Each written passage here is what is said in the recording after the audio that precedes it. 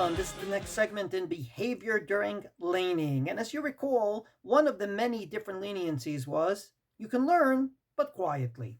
Namely, to refresh everyone's memory, the Gemara in Sota Daf Lamed says you're not allowed to do anything from the time that the Torah is open, from the time that the laner starts laning, and yet Rav Sheshet turned his back and learned. And one of the many ways to reconcile it was what Tosfot said, Hatam Ayri Bekol Ram,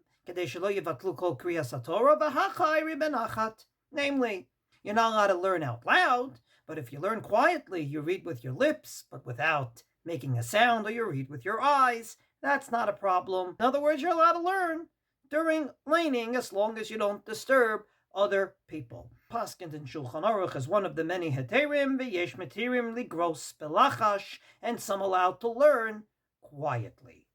But once again, the Shibbolei Haleket says, I don't understand this heter. With due respect, maybe he's learning quietly, he's not disturbing other congregants, but gam hu mitzuveh lishmoa kriyas haTorah. He's also obligated in hearing the laning. Ve'im yilmod et limudo, and if he's going to learn his Gemara, his Parsha sheets, whatever it is, lo yiten libo lishmoa ma shekoreh hakoreh. He won't hear the laning. So how exactly does he fulfill his mitzvah of laning? How did Rav Sheshet go to shul and fulfill his mitzvah of laning if he learned, albeit quietly, but he himself wasn't paying attention? This is echoed years later by the Bir Halacha, by the Chafetz Chaim, in his super parish to the Mishnah Bura. How does the person himself fulfill his mitzvah of laning? And he gives the following answer, which is not written anywhere, and therefore he starts with the way many rabbis started when they offered their own innovation. Lulei de mistafina. If I had the audacity, I would say the shita zo mayri shikvar yatsa ba'atzmo yedei kriyas haTorah va'afilu hachi bekol ramasur shelo yatrit shara shomim. Very simply, Rav Sheshet already heard laning in the early minyan. Why is he in the late minyan?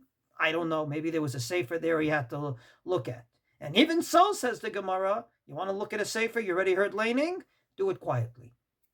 Very simple answer. The only problem with it is it's not written anywhere. More than that, the Mishnah Bura himself says that according to the Shulchan Aruch, that cannot be his position. Because the Code of Jewish Law later on says that all the heterim I gave you was for the regular laning for most of the year. But there's 2 days a year in which the laning is the oraisa, it's biblical and not rabbinic, and that is Parshat Zachor and Parshat Para. In his words, in those two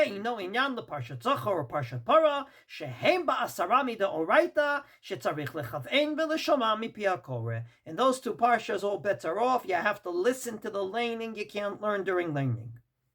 Why didn't he also say, well, if you already heard laning? He didn't say that. He didn't give that disclaimer. His only disclaimer was Parshat Para, Parshat Zachor. And therefore, it seems that that parish of the Mishnah Bura, that maybe he already heard laning, seems a little hard to put into the words of the Code of Jewish Law. So I believe that the answer might be somewhere else. And that is a famous Ramban. When Nachmanides tries to understand all the various mitzvot that need a minyan, Mishnah and Megillah, Daf Kav Gimel, Amud Bet, talking about being a chazan, duchening, reading the Torah, reading the Haftorah, all these things, you don't do it, pachot mi'asara, unless you have a minyan. Says the Ramban, Hashnuyim b'mishnatenu, kulam chovot hatzibur hein. Everything that's written in this Mishnah, duchening, chazarat hashatz, and laning, are the obligation of the congregation. It's not your personal obligation, it's the obligation of the congregation. Aval Megillah, but say, hearing Megillah, where we go out of our way to try to say it and do it in a minyan. But if not, we can read it without a minyan. Megillah is different. Megillah is like Kriyat Shema. You have to do it yourself. But laning is and will remain an obligation on the minyan to make sure that they have a laning on a Monday, Thursday, Shabbos, Yom Tov, fast day, etc. But it's not your personal obligation. Point positive, if you ever missed a minyan, no one ever told you have to make up laning. But if you missed the Megillah reading, you have to make up the Megillah reading before the end of Purim. From this perspective, now you can probably understand this heter. Namely, there is laning going on. It's in a minyan, but it's not my personal obligation to hear every word, and therefore Rav Sheshet felt comfortable to learn during laning.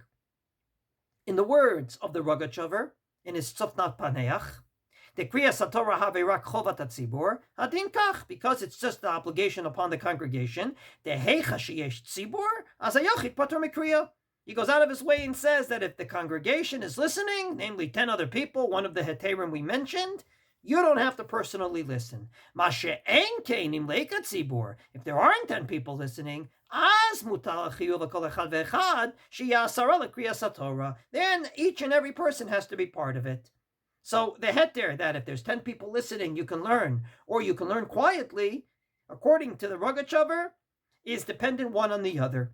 If the congregation establishes the laning, and there's a laning going on, then you don't have to worry about you personally listening. If not, you have to be one of those 10.